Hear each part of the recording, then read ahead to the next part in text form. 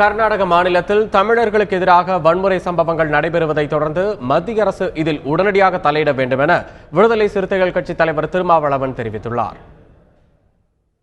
கர்நாடக இனவாத அமைப்புகள் இதையே பொறுத்துக் கொள்ள முடியாமல் சகித்துக் கொள்ள முடியாமல் கடந்த 2 நாட்களாக மிக பெரும் வன்முறை வெறியாட்டத்தில் இறங்கியுள்ளனர்.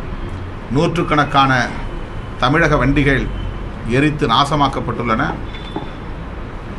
தமிழர்களின் வணிக நிறுவனங்கள், உணவகங்கள் குறிவைத்து தாக்கப்படுகின்றன. அங்கு வாழும் தமிழர்கள் பாதுகாப்பற்ற நிலையில் மிகுந்த அச்சத்தோடு வாழும் நிலைக்கு தள்ளப்பட்டிருக்கிறார்கள்.